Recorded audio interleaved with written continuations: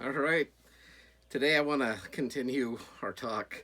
We the last one we did kind of like a critique of Buddhism, and now I want to kind of shift and focus a little more on Taoism. And this was one of those belief systems I told you about that when Bodhidharma brought Buddhism into China, the hairy barbarian from the north, there was already Confucianism and Taoism going on in China. Remember, China's an ancient civilization. They've been around, a lot of philosophy, ways of looking at the world and life. And that Taoism piece mixed with Buddhism and Confucianism is what we call Chan Buddhism. And Chan Buddhism then sent out missionaries into Korea and Japan. And in Japan, we have that hybridization with Chan Buddhism, which is coupled with Shintoism, that sort of idea of the ancestor worship, the belief in kami, spirits.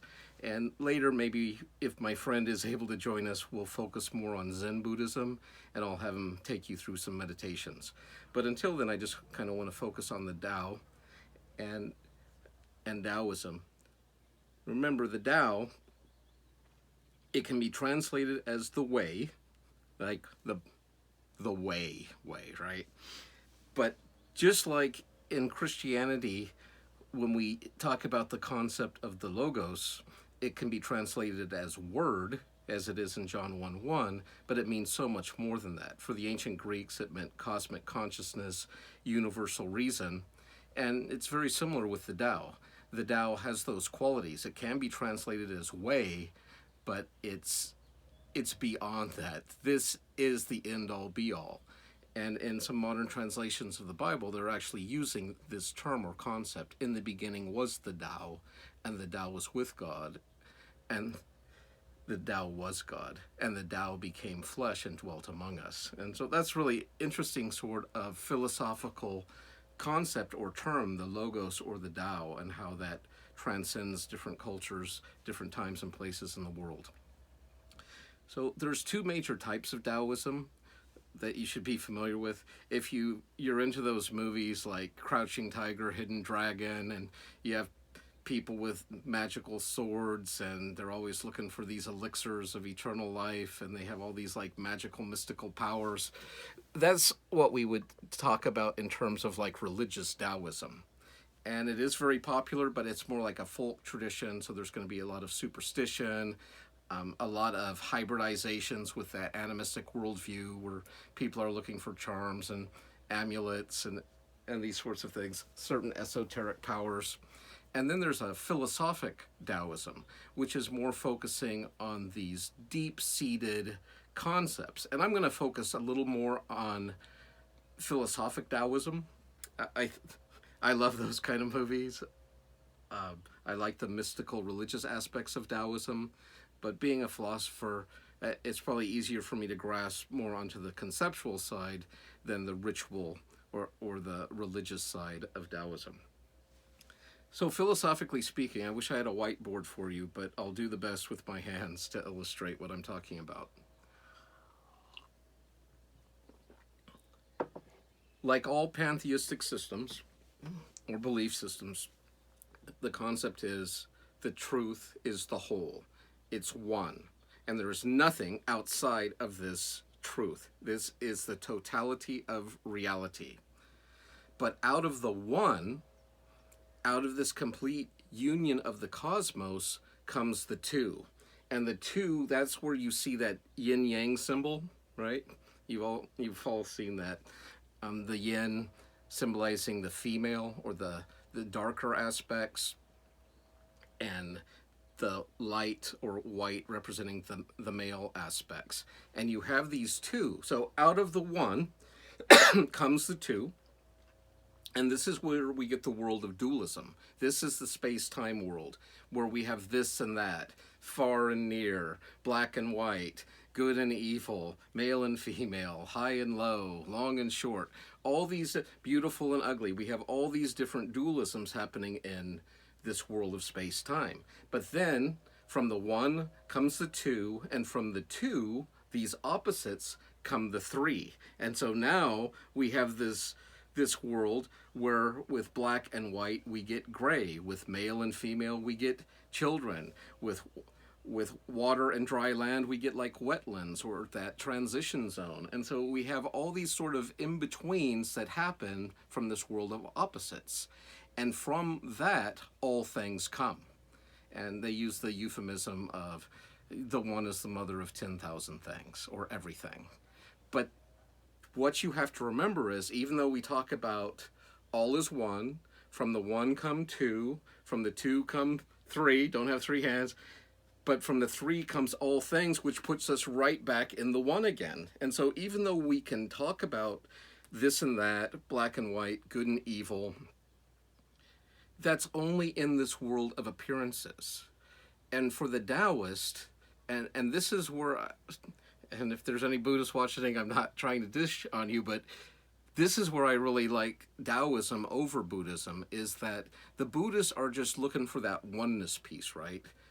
And you get there by ceasing to desire and ceasing to have an individual illusion self. You basically have to annihilate or sacrifice that ego self to become part of that one again. But even if you achieve that, there would be no individual you that would even know you had accomplished it. Fascinating. And who are you going to tell about it? There's no one to tell, because there's only you in all reality, in the ultimate sense of reality. And so what I like about the Taoist is they can be in that place of non-detachment, non-desire, if they want to be at peace and rest, or they can engage into the world of illusion. They know it's illusion, they know it's transitory, they know everything we see or experience with our senses will one day pass away, but they still engage in it with passion and with vigor. And I really like this. And then if they need to pop back out into the oneness again, into that place of peace and tranquility, they can. So I almost see Taoism as almost having like a toggle switch of the mind or the spirit, where they can see the one, but they also realize there is a point, or can be a point if you want it to be, of engaging in the world of appearances. Any questions on that distinction between philosophic and religious Taoism, or these big picture pieces of all is one, but out of the one, the two, the three, all things are contained within the one? Anybody? Talk to me, people.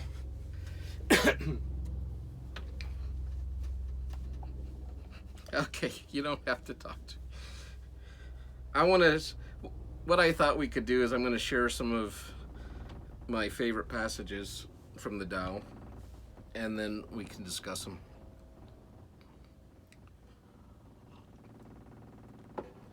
This is the opening chapter of the Tao Te Ching. If I forget, someone remind me to talk about Chang Tzu later.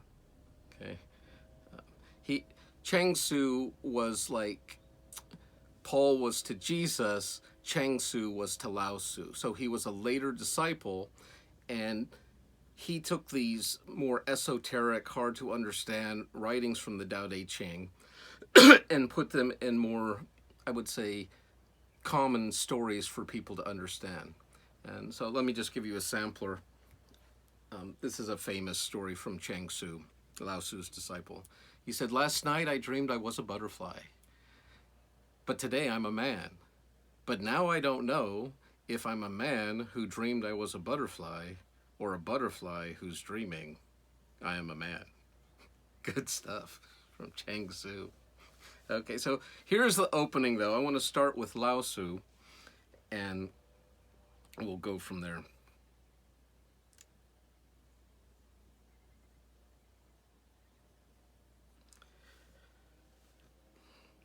The Tao that can be told is not the eternal Tao.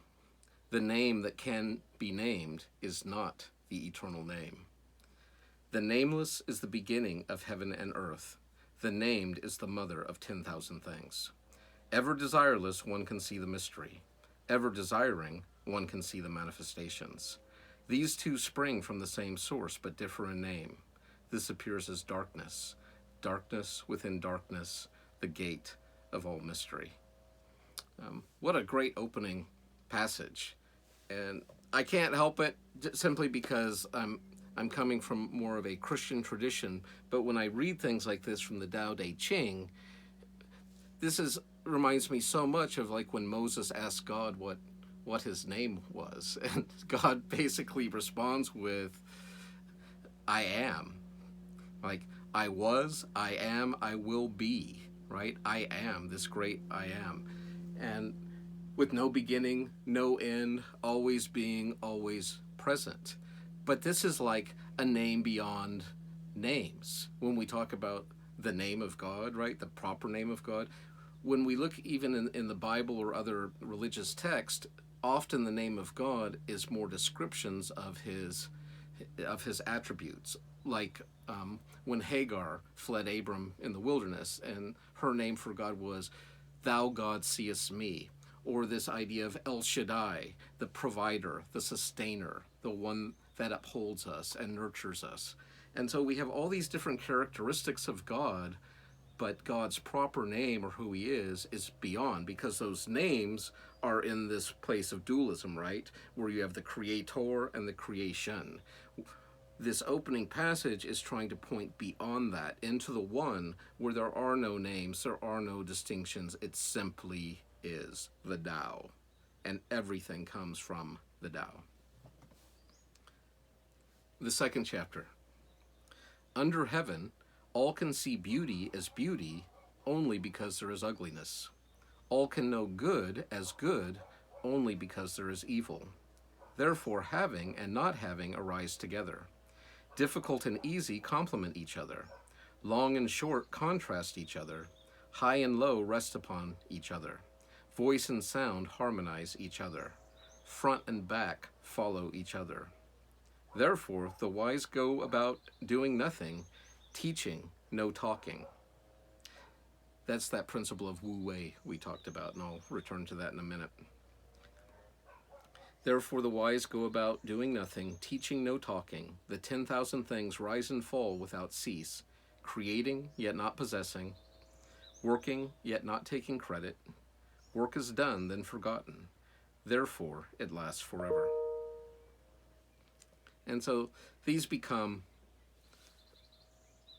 this is that yin-yang piece we were talking about. So in this place of oneness, there is no good or evil. There is no light or darkness. It simply is. Okay. When we get down into this yin-yang world, the space-time world, then we get into all these sorts of things of good and evil, beautiful and ugly, strong and weak, hard and soft. So that's what's going on down here. But the point is not to be distracted by the world of appearances, but to remember this ultimate reality in which everything else has its existence and being.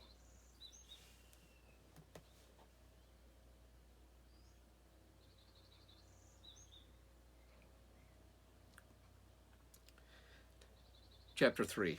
Not exalting the gifted prevents quarreling. Not collecting treasure prevents stealing. Not seeing desirable things prevents confusion of the heart. The wise therefore rule by emptying hearts and stuffing bellies, by weakening ambitions and strengthening bones. If people lack knowledge and desire, then it is best not to interfere. If nothing is done, then all will be well. Every year when we're actually, I think, going to be doing like a virtual awards thing with the school this year, which should be interesting. And every year they ask me if I want to do some sort of religious studies or philosopher, like who's the best philosopher award. And I just quote this chapter at them.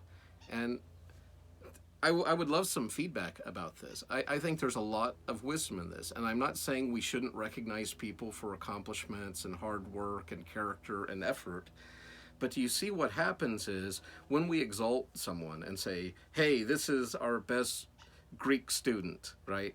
Or this is our best communications major. And what does that do to the other people that aren't exalted or aren't acknowledged? And who knows, right? One student may have had to be taking care of their sick granny, or someone might have to be working 2, 3 jobs and is living out of their car, and someone else, is just on the trust fund thing, and all they have to do is study. And so it can cause resentment or frustration or despondency when we exalt or we put down other people. And so that's kind of the teaching here of the Tao. Any comments, questions about that? Do you guys agree with that? Do you like getting awards? Do you like being celebrated? Or do you see that there's perhaps a problem of approaching things in that sort of competitive way?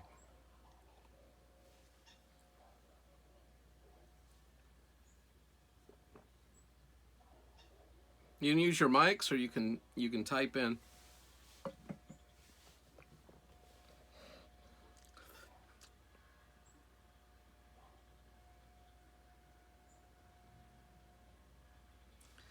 This is chapter 4. The Tao is an empty vessel. It is used but never filled. O unfathomable source of 10,000 things. Blunt the sharpness, untangle the knot, soften the glare, merge with dust.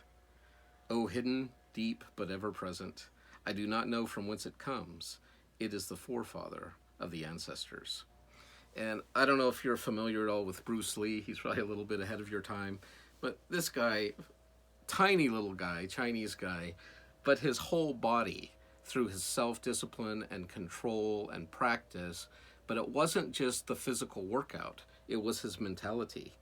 And his mentality was in this idea of this oneness. And later with George Lucas and Star Wars and they're really tapping into this sort of Taoistic or Eastern pantheistic way of thinking, of tapping into the energy and the source of the universe and realizing you're a part of that. And this was part of Bruce Lee's thing. And you can Google him on YouTube. There's a couple good ones. One is called like Be Like Water, and maybe I'll show that. And another is Be Like Dirt, Be Like the Dust. And in fact, let me see if I can pull that one up real quick. And I'll try to find the Tao that's water is the highest good. Hey, Fred. Yeah. I had a question.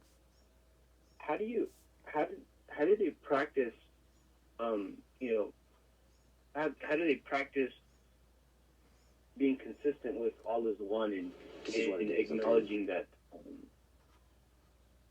I don't know, it's an interesting concept of their understanding of, the world of illusion and how they can interact with it, but how are they able to, practice themselves to where, or condition themselves to where they know which is which?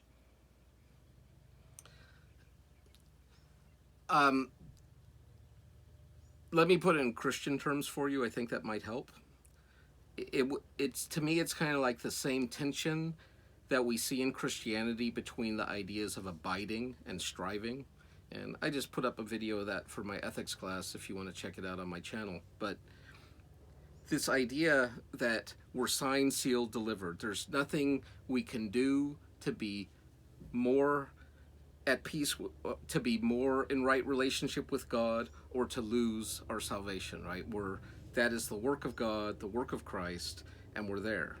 So that's that abiding piece where we're supposed to rest in the finished work of Christ. We're not supposed to add to it. We're not supposed to try to diminish it, like by trying to add, like, well, Jesus, I think you got me almost saved, but I need to take care of these last few little things. No, it's that complete, abiding, signed, sealed, delivered. And to me, that would be like the Taoist concept of being in that oneness, that desireless, that complete, perfect contentment place. But just like the Taoist, if you just sit around in this bliss consciousness state, nothing's going to be accomplished. And you might say, well, who cares? And that could be your attitude, right? Because in the end, it doesn't matter. But it can matter if you want it to. And that's the striving piece. And in Christianity, we are taught we're signed, sealed, delivered, but we're also taught we're in a race. We're like athletes. We're like warriors. We're to put on the whole armor of God. We're to take every thought captive. We're to guard our hearts and our mouths. And so there is this very active, practical part, but it's happening in this superimposement of the one where everything's accomplished. And so it's kind of like that already not yet sort of idea. And I think it would be very similar for a Taoist, with the exception that they're not looking for their hope or salvation in a savior or a messiah or something like that.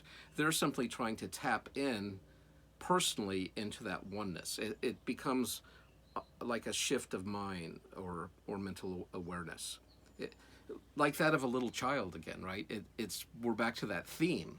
You're getting rid of all these constructs and templates, and you're actually engaging the world directly again for the first time, without judgment, without prejudice, without those sorts of things. Let me give you one more example. And I got this from an Eastern teacher. This isn't mine, but it actually affected me in the way I actually look at trees. And what he said was, when I go into the forest and I see all different sorts of twisted and gnarled trees, and maybe they've been struck by lightning or damaged by insects or suffered in a drought, I simply look at that tree and I observe it and the way it's growing, and I can kind of see by its environment and conditions maybe why it's growing the way it is. Maybe if there's a westerly wind, then the branches are going to be pointing towards the east, right? And so we have all these sorts of things.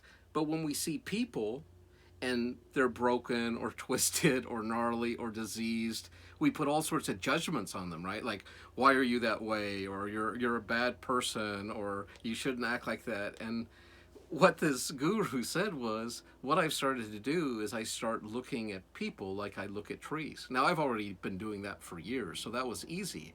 But I love that non-judgment or condemnation piece. When I see a messed up person, I don't have to get all on their business and try to make guilt and shame them. I can simply look and be like, oh, well, of course they're growing that way. Look at the environment. Look at the factors in their life. Look what's going on inside them. And so it becomes much more of an observable understanding than that of judgment. Now, it doesn't mean you can't act. It doesn't mean you might not cut down a diseased tree and throw it in the fire, those sorts of things. But you're not caught up into all this like moral indignation and put offedness. Okay. Here's that. I'm going to share that brief clip of Bruce Lee talking about water.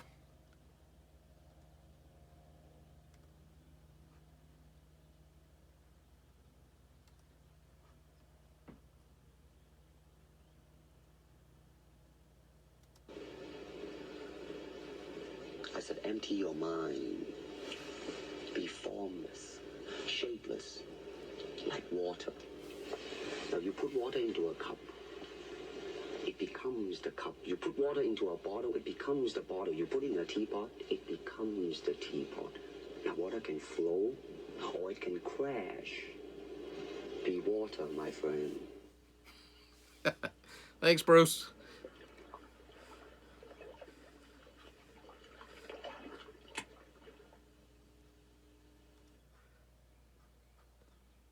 Be like water.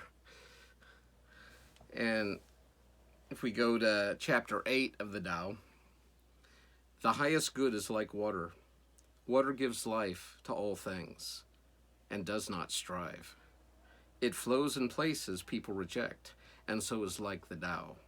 In dwelling, be close to the land. In meditation, go deep into the heart.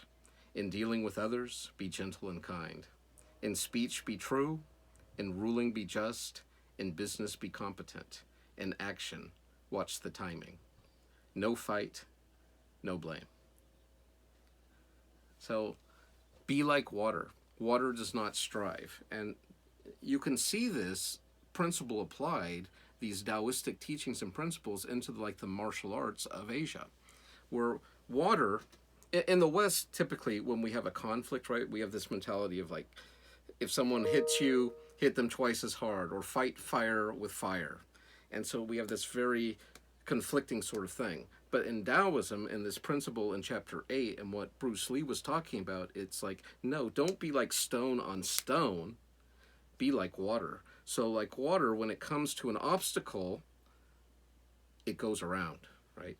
And so this is what you see. You see a lot of redirection. Instead of fighting things head on, when you approach a problem or a difficulty, like water, you move and you find the low point, or you find the weakness, you find the cracks, and that is where you move. Instead of getting into these ego trips or power trips or struggles, just like water, you flow. And over time, water overcomes even the hardest of things. Even the mountains eventually will crumble and be washed to the sea. So water can take even stone and break it down. But it does this in a way like the way of heaven.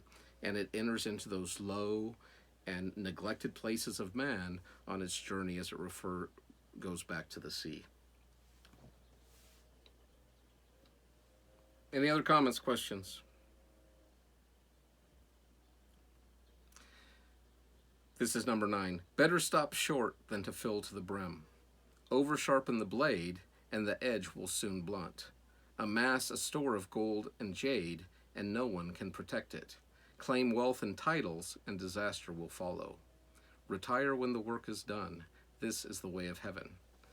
And so, there's a great story of a American professor who went to Japan because he wanted to study under one of the Zen masters.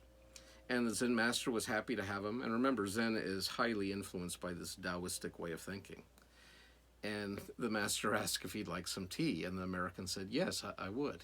And so he began to pour tea into his cup.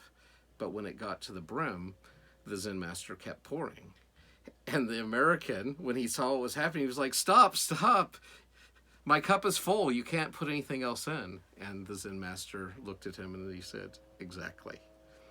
And just like that American professor, if you come into that situation thinking you already know all this about different religions or philosophies or cultures or any topic for that matter, there's no room in your cup for new things to come in.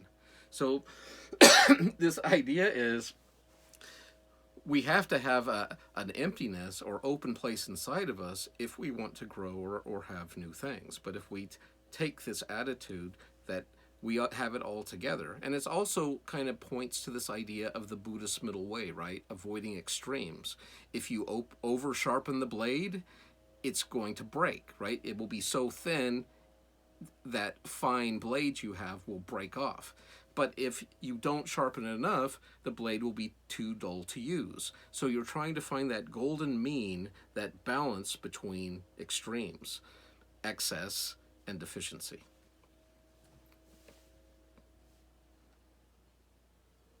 Feel free to jump in anytime, anybody. That's a good one. This is 11. 30 spokes share the wheel's hub, yet it is the center hole that makes it useful. Shape the clay into a vessel, it is the space that makes it useful. Cut doors and windows for a room, it is the holes that make it useful. Therefore, profit comes from what is there, usefulness from what is not there. Woo! That's a good one. Now, in the West, we're often looking more at appearances, right? Like textures and colors and shapes and all sorts of things. In the East, however, at least in this Taoist principle, take this mug, for example. Now, from a Western mindset, more like an Aristotelian mindset, I'd be looking at its form and function, its shape, its utility, its usefulness, its color. I like the earthy blues and greens going on. But for a Taoist, looking at this mug, he's going to be looking at what's not there, like, for example, the empty space within, because it's the empty space within what's not there that makes this mug useful, and I can actually drink coffee or other beverages out of it. If you watch that movie Little Buddha that I recommended, when the Tibetan Buddhists come to the architect's house in Seattle, they had newly moved into it, and so it wasn't very furnished. It was mostly just open space, and the Buddhist monks just loved it, and they were talking about how great the emptiness was of this house. And you're probably familiar with, you've heard the words feng shui and all that, and it all kind of ties into this harmony and balance and energy and making room. And because where the emptiness is, that's where there's space to do stuff and for growth. So, for example, you're probably all sitting in some sort of room right now. Maybe some of you are outside watching this, but you've got your walls, you've got your windows, you got your doors, you got your floor, you got your ceilings. Okay, that's what's there. But it's what's not there, the empty space between the walls, the floors, and the ceiling, that allows me to have this video and have this talk with you all, a place for me to be and to dwell. And so that's a great distinction between the Eastern and Western mindset, the view the world of appearances, and that, that there is value to that, but also what is not there, that empty space. And let me give you a practical, this is like my little Dharma talk. I read years ago this story. It was called The Flute. And if you're familiar with how flutes are made, we got a piece of wood or a reed, and in order for music to be played through that reed, it has to be hollowed out. And so imagine, in a spiritual sense, it's like that for each and every one of us. If we are so full of ourselves that there's no room for anything or anyone else inside of us, there's no place for growth or change or development or even usefulness. We are simply self-centered, full of self, and there's no use for us, even for ourselves or others. But this idea of the flute is, the flute master hollows out that reed and removes ourselves from ourselves. And it's a painful, brutal process. And this is often accomplished through suffering, loss, sorrow, grief. And we don't like it. But it is out of this process that a space is made within us. And this is exactly how I see sorrow or loss or grief. It like burrows. It creates like caverns in our souls. But in that empty space that results from that, it can either be filled with bitterness, resentment, hate, anger, revenge, malice to try to get back at whoever or whatever caused us distress or harm or loss of self, or we can fill that with the Tao, or from a Christian perspective, with the Spirit, with the very love of God, can enter into those open spaces where God has kind of cleared us out from ourselves.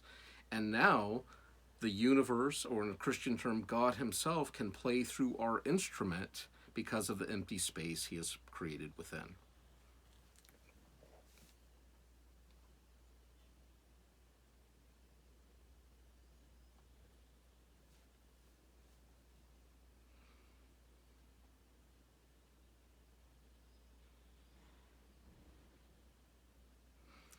"15. The ancients were subtle, mysterious, profound, responsive. The depth of their knowledge is unfathomable. Because it is unfathomable, all we can do is describe their appearance." And this is what these ancient sages look like. And a sage is a wise person through life experiences, or like a philosopher would be someone who seeks knowledge or wisdom through like study or reason or analytical thinking. A sage is someone who's simply been around the sun a few times and seen a few things and lived to tell about it. So this is what they look like. They're watchful, as though crossing a winter stream. Alert, like people aware of danger. Courteous, like visiting guest. Yielding, like ice about to melt. Simple, like uncarved blocks of wood. Hollow, like caves. Opaque, like muddy pools. Who can wait quietly while the mud settles? Who can remain still until the moment of action? Observers of the Tao do not seek fulfillment. Not seeking fulfillment, they are not swayed by desire for change. And I love this description of this kind of like cautious, aware, but also at peace and rest. Often they're portrayed like little children. Like in the Star Wars franchise, Yoda, this great mystical sage, right? He acted like a little kid, a little precocious child on a swamp planet. And who knows, maybe he got swamp planet fever and it addled his brain. But this is how they're portrayed. Or like if you saw Eddie Murphy's The Golden Child, there's kind of like this avatar sent from heaven for the goodness of mankind. And the guru that's guarding this sacred blade is just like this little impish child who's burping and farting and carrying on and being mischievous. And it's kind of like this idea of becoming like a little child again. But on the same time, it's not because of ignorance, it's because of wisdom. You understand that the way to engage in the world is directly, not through all these templates and matrices that your society or your culture or your mama or your religion or whatever has imposed upon you, but to become fresh and new like a little child and engaging in the world in that kind of direct immediacy. Being aware. I agree with that 100%. I mean, I always try to have that mentality of, change is inevitable, but growth is optional. So I always try to keep that in my head, but it's a challenge sometimes, especially with different groups of people. But it's beautiful at the same time. It's like there's beauty within the struggle, and through that struggling, that's kind of how you grow. But you have to, you're not really, I don't know. It's awesome. It's just awesome of that mentality of just being open to grow. Very good. And then you learn new things. That's right. Right, but if you think you already know it, what can anyone possibly teach you? So Yeah. we need to have that type of humility that we carry with us if we want to engage with others and if we want to even grow in ourselves. This is chapter 19. Give up sainthood, renounce wisdom, and it will be 100 times better for everyone. Give up kindness, renounce morality, and people will rediscover family piety and love. Give up ingenuity, renounce profit, and bandits and thieves will disappear. These three are outward forms alone. They are not sufficient in themselves. It is more important to see the simplicity, to realize our true nature, to cast off selfishness, and temper desire. And so once again, you see this bring us to this middle way, trying to find this place of balance, avoiding these extremes. Let's take those first three stanzas, though. I'd love to hear some input. And once again, if you don't want to talk to me, you can type in your answers. What in the world does it mean, give up sainthood, renounce wisdom, and it will be 100 times better for everyone? All I have to say to that is amen. What do you think he means by that? Give up sainthood, renounce wisdom, and it'll be 100 times better for everyone.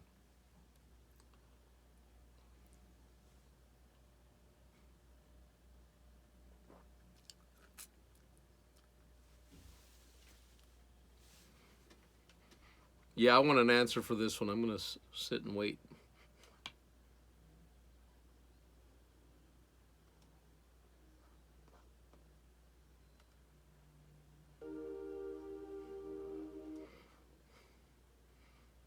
Anybody?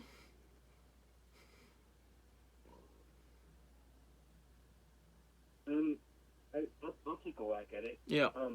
So I'm thinking. It says you're saying give up sainthood and renounce wisdom. Yes. So I'm thinking like sainthood as in you're already coming from. I don't know. This is me taking a whack at it. So I'm thinking like sainthood is that you're already coming from a foundation of knowledge, and if you renounce that, like if you just become open or open to other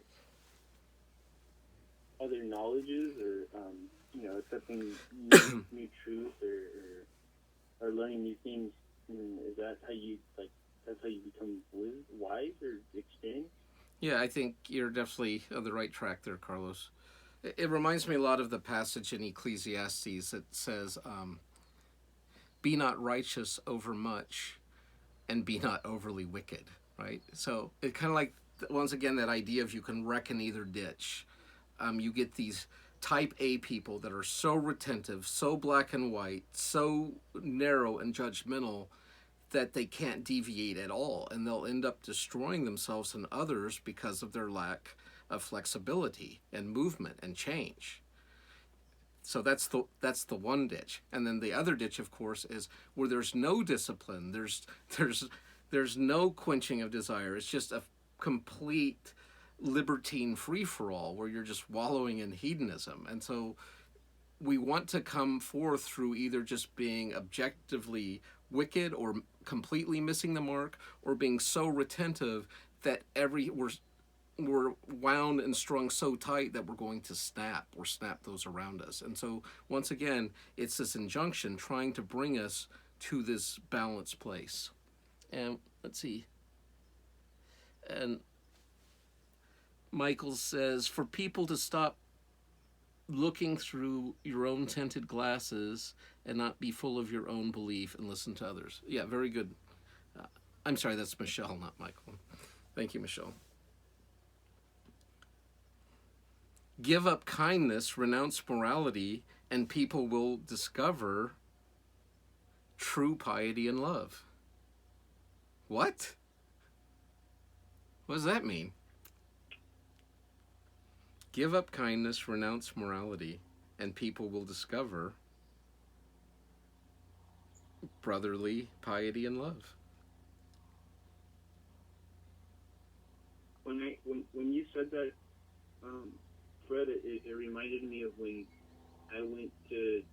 we went on a mission trip to Mexico, and I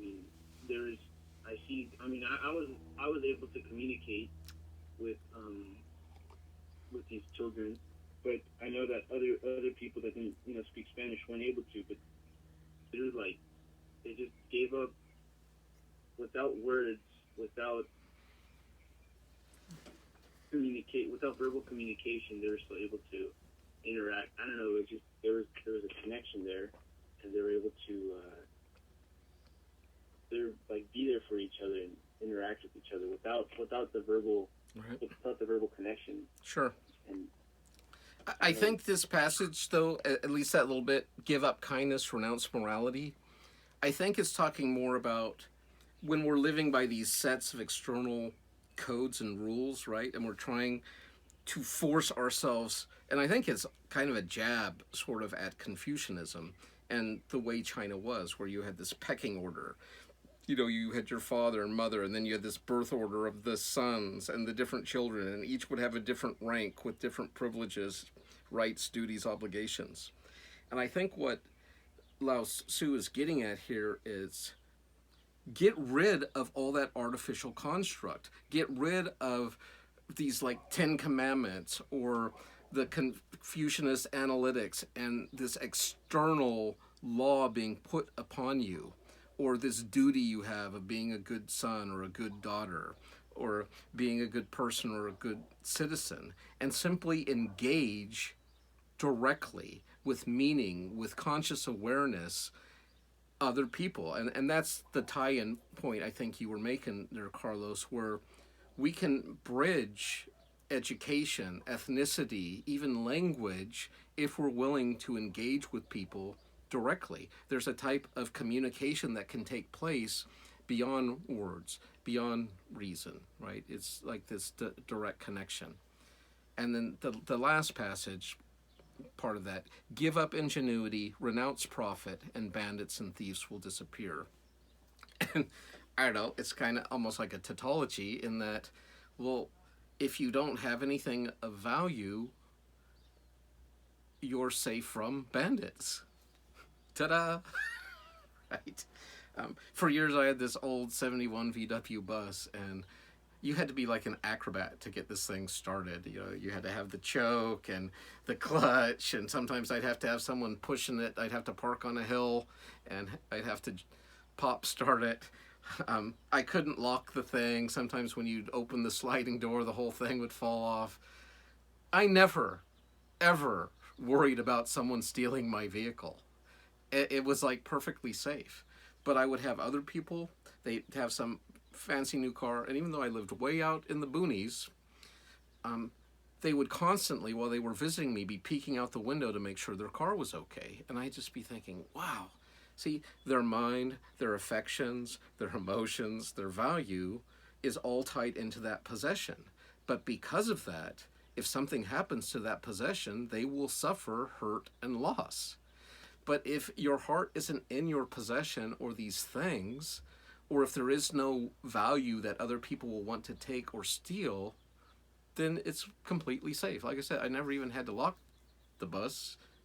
Not that I could have, but that's not where my heart was. It's not where my affections were. I was able to be present and not with whatever had caught my devotion or attention. Same thing. I don't know if you've ever walked around with large wads of cash in your pocket. Maybe you sold a car or something and someone paid you in cash, and here you are walking down the street with $2,000-$3,000 in bills in your pocket. Is it different than when you're walking down the street with $20 in your pocket? Same street, same thing, but where's your mentality? Does everyone now become a potential bandit or thief because now you have something of value on you? I mean, it's a weird head trip, right? And so I think this is what the Taoists are trying to get at. It's this mentality, where your affections are, where your desires, and how that's going to affect on how you treat yourself and others and how you live in the world. Okay. I'm going to take just a quick moment away from the screen.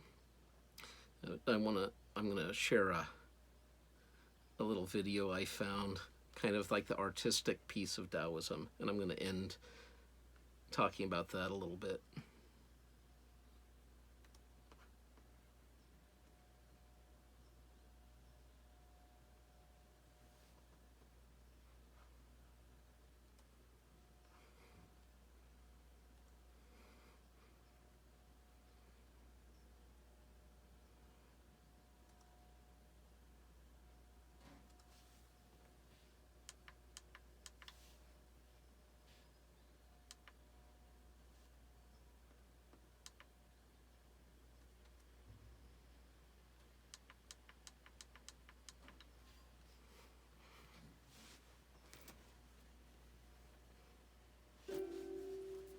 Yep.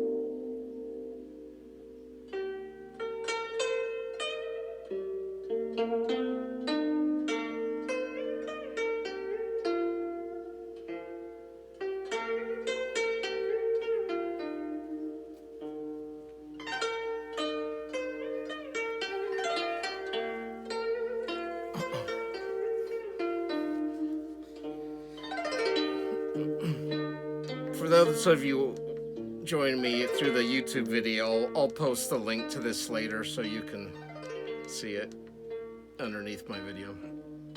You just enjoy the music until then.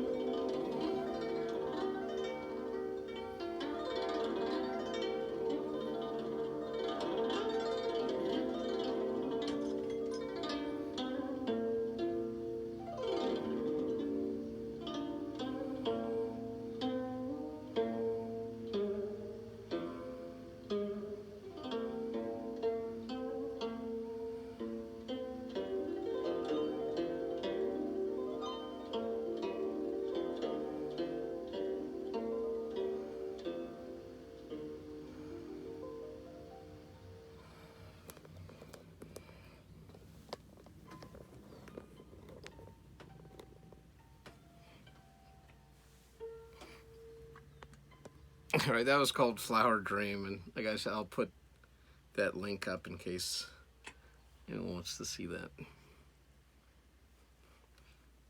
All right, we just got a little bit of time left, and in that last passage, it talked about becoming like a, or maybe it was a couple passages back, it talked about becoming like an uncarved block. The beauty of an uncarved block is that.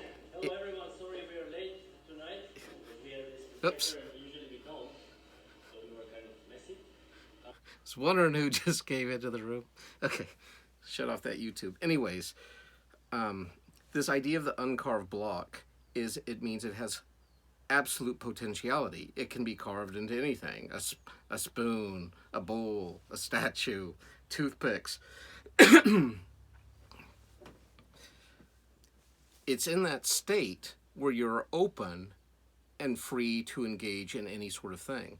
But with each choice you make, each fork in the road where you choose a path, it diminishes your potentiality. The beauty is you become more actualized, but the more actualized you become, the less potential you have. It's kind of a mean thing I do, and I need to stop doing it, but maybe why they don't let me teach freshmen. But the few times I've taught freshman classes, I love the first day of class to look out and say, I see a sea of absolute potentiality before me. And it sounds good, right? But what I'm actually saying is, you are nothing. You have accomplished nothing. You are like these blank canvases, these uncarved blocks, and you could go in all these different directions. Let me put it to you this way from a theistic perspective. God has no potential. Okay. Sit with that for a moment. What does that mean, God has no potential? God has no potential because he is fully and completely actualized. There's nothing more he can do or be, all right, because he already is the all in all. But we, on the other hand, are in this place of we can either be a thing or limited down to like a toothpick, or we could be this uncarved block with all this potentiality out there. Years ago, I read this book called The Tao of Pooh, as in Winnie the Pooh. And someone took the Christopher Robin's 100 Acre Wood, Winnie the Pooh stories, and they used it to teach about Taoism. And I would highly recommend it. It's an easy read. And it's done in such a way where I think it's easy for the Western mind to begin to understand. So, for example, when Pooh's happy, he hums a little tune. When he's hungry, he goes out and finds honey. When he's lonely, he goes out and finds his friends. When he's tired, he takes a nap. Pooh is like this perfect, uncarved block Taoist. He simply is. He's like a little child. He has like this no mind mentality. He is fully present. Whereas Owl, right, the wise old owl, he's always pontificating and coming up with all these intellectual explanations and understandings of everything.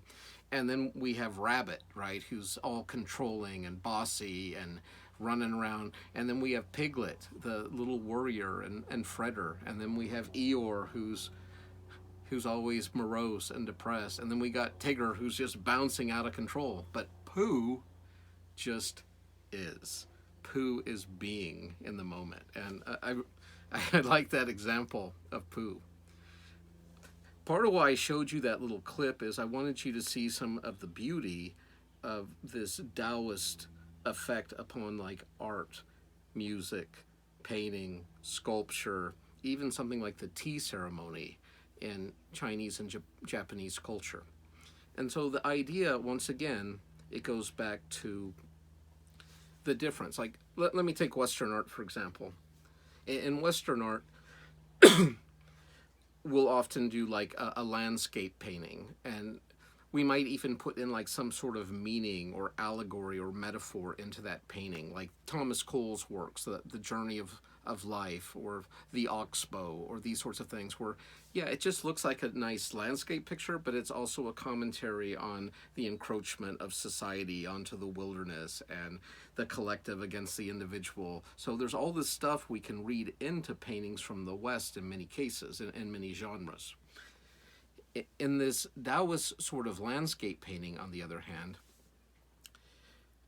it's simply trying to present the essence or a feeling of what's there. They're not necessarily trying to be representative, like in lifelike representational art in the West. And here's another distinction too. In the West, an artist like Van Gogh or someone might take their easel and they'll go out to a field or a mountain and then they'll paint what they see. For the Zen or Sung period landscape artists, they would go out into the wilderness, they would meditate in nature, they would bring it into themselves, into their own consciousness and understanding.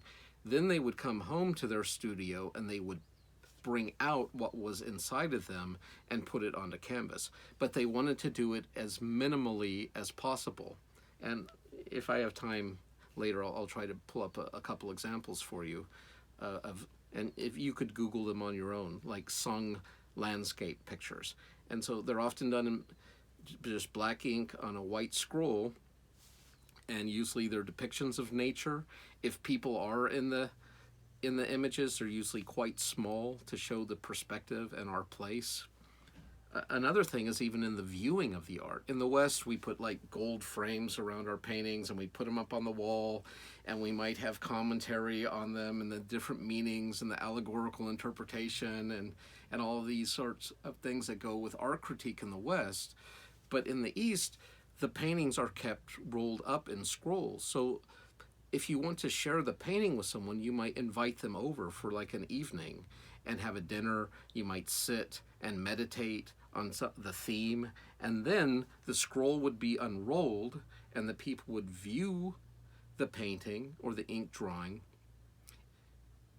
bring it into themselves, meditate on it, and then the scroll would be rolled back up and put away. And I love this idea of, because it really forces you to engage the art. What happens, I mean, I love art and I have art on my walls, but after a while it just becomes part of the background noise, right? I don't even really consciously notice or think about the paintings on my wall unless I'm in one of those transcendental places where I'm kind of staring off and I'm really looking at it. So I like this intentionality piece of where you're really gazing, really taking in, and then it's put away to kind of preserve some of its specialness. And let me give you one more example, and then I think we'll be out of time for today. But something as simple as like drinking tea. In this Taoistic principle, that the serving of tea can become a microcosm of the entire universe. You're not just having tea because you need a little caffeine lift or you want a hot beverage to soothe you or comfort you. This is like an entire experience. And so in the tea ceremony, everything is selected with intentionality, especially towards the guests that you're going to serve. And so you're thinking about the person's character, their nature, their likes, their tastes, their preferences, what you're trying to communicate to them. And so everything from the cups you choose to the tea kettle and the coals and the wood you use to bring it to a boil, to the whipping and the frothing of the tea, to the serving it, the ritual serving, all of it comes together. There's a really beautiful scene in Clavel's Shogun series of a tea ceremony, and you might want to check that out. But I love this idea of the intentionality of being present, becoming like little children again, and having that sort of toggle switch in the mind where you can detach, you can let go of desire, and you can be at peace and rest in the midst of chaos, or you can engage vigorously into this world full of passion. And it's passion, dispassion, and just this abiding, this striving is how I kind of see it in a more Western sort of context. Any other comments, questions before I let you go?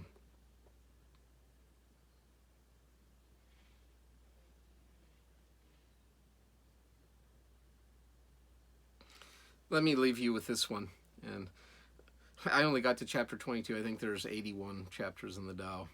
But I hope you get yourself a copy and you enjoy it. So let me leave you with this one for today. This is 22.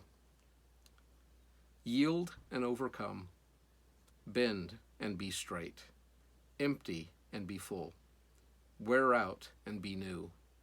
Have little and gain. Have much and be confused. Therefore the wise embrace the one and set an example to all. Not putting on a display, they shine forth. Not justifying themselves, they are distinguished. Not boasting, they receive recognition. Not bragging, they never falter. They do not quarrel, so no one quarrels with them. Therefore the ancients say, yield and overcome. Is this an empty saying? Be truly whole, and all things will come to you. And once again, you can see the water analogy, but it's not just about water, right? It's our own spirit. When we're in a confrontation or conflict with someone, if we give way and yield instead of puffing up and adding to the thing, we can diffuse really hostile situations. Or even when we're coming up against a strong obstacle or opponent, whether that's a person, place, or thing, instead of just butting our head against the wall, we observe, we're aware, we flow. And so we go around, we go over, we go under. It's not this sort of confrontation. And so I hope this whet your appetite and you'll get your own copy of the Tao. And this has been worth your time. All right.